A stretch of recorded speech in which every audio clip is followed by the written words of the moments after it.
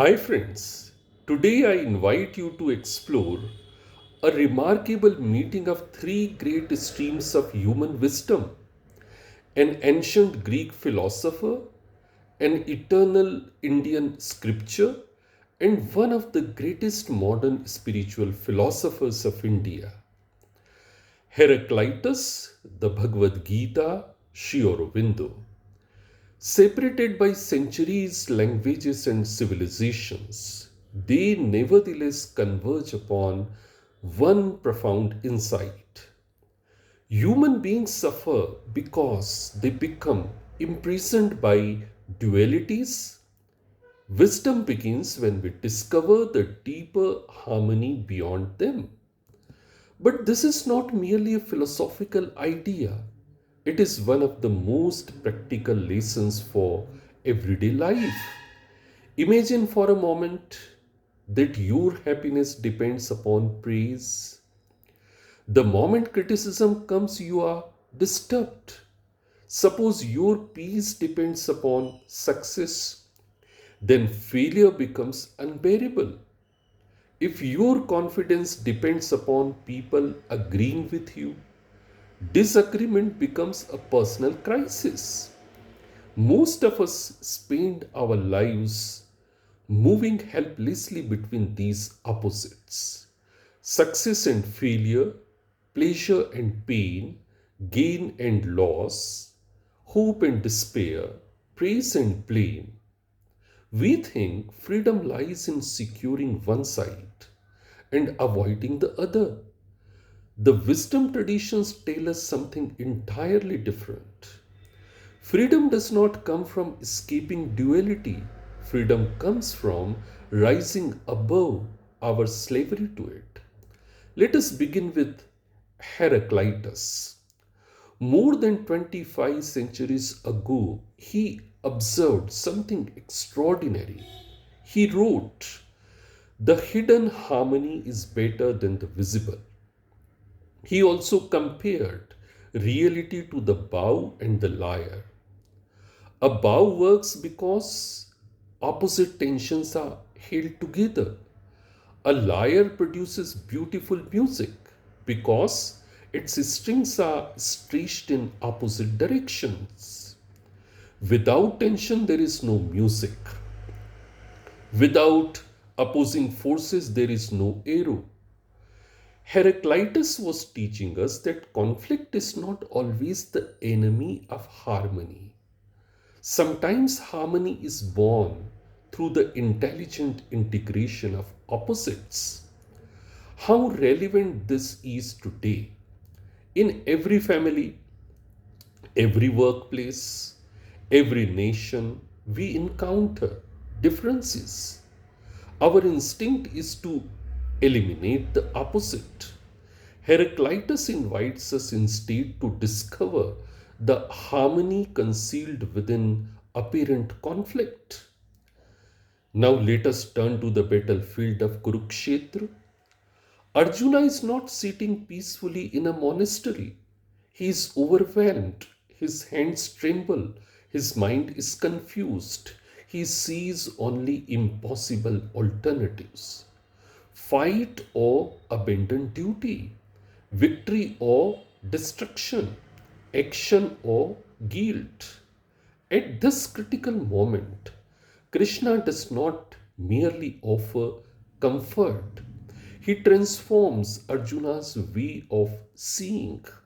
He repeatedly urges Arjuna to transcend dualities: heat and cold, pleasure and pain, gain and loss, victory and defeat. This is not emotional separation, it is inner freedom. Krishna is not asking Arjuna to stop acting. He is asking him to stop becoming psychologically imprisoned by changing circumstances. This is one of the greatest principles of effective living. When success comes, remain balanced. When failure comes, remain balanced. When people praise you, learn without becoming arrogant. When they criticize you, learn without becoming broken. Such balance does not weaken action, it strengthens it. Only a balanced mind can make clear decisions under pressure. Sri Aurobindo carries this insight even further. Reflecting upon Heraclitus, he observes that all apparent opposites return to an eternal unity. Difference belongs to our limited standpoint. Unity belongs to reality itself. According to Sri Aurobindo, evolution is not merely biological, it is an evolution of consciousness. Humanity grows whenever consciousness expands beyond division. The more our consciousness widens, the less we become victims of opposites. We become capable of firmness without hatred, compassion without weakness, achievement without ego, detachment without indifference. This is integral living. What does all this mean for us? Suppose you receive harsh criticism. The ordinary mind reacts immediately. It becomes defensive or discouraged. The wiser mind pauses. It asks, what can I learn here? Suppose your project fails. The ordinary mind concludes, I am a failure. The awakened mind sees the project failed, I did not. Suppose someone disagrees with you. Instead of asking, how do I defeat this person? Ask, what truth might this perspective contain? This is the hidden harmony Heraclitus spoke of. This is rising above duality in the Bhagavad Gita. This is the widening of consciousness described by Sri Aurobindo.